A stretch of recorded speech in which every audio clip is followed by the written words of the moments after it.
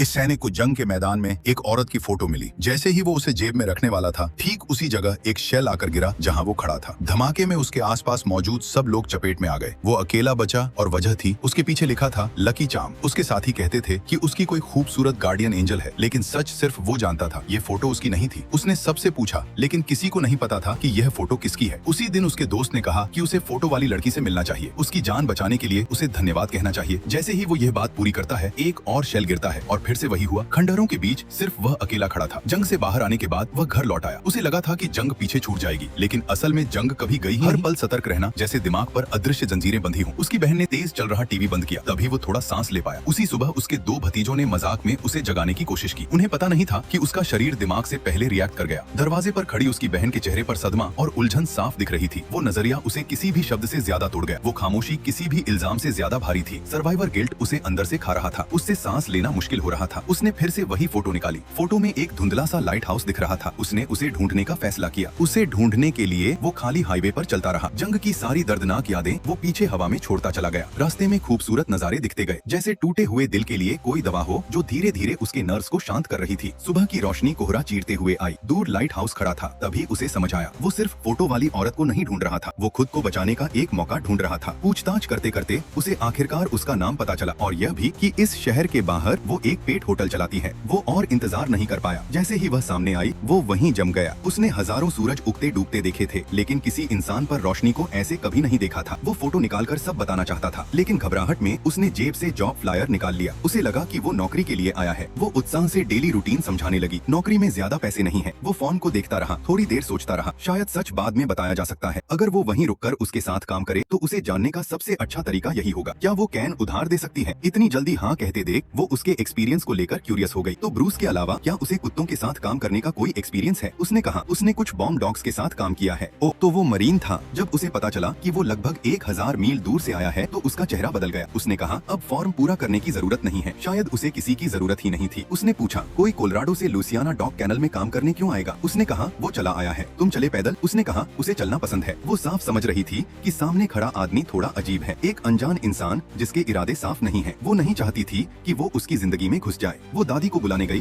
ताकि वो उसे भगा दे। दादी ने कहा क्या वो पागल है? उसने कहा उसकी पोती को ऐसा लगता है। दादी ने उसका चेहरा देखा और बोली कि वो एक समझदार लड़का लगता है। दादी ने पूछा कि इतना काबिल लड़का ऐसी नौकरी क्यों चाहता है? उसने सच बता दिया। उसका पुराना काम खतरों से भरा था, अब वो बस शांति चाहता था। शायद उसकी सच्चाई दादी को छू गई। दादी मान गई। जब वो कुत्ते के साथ दूर जाता दिखा तो पोती ने दादी से पूछा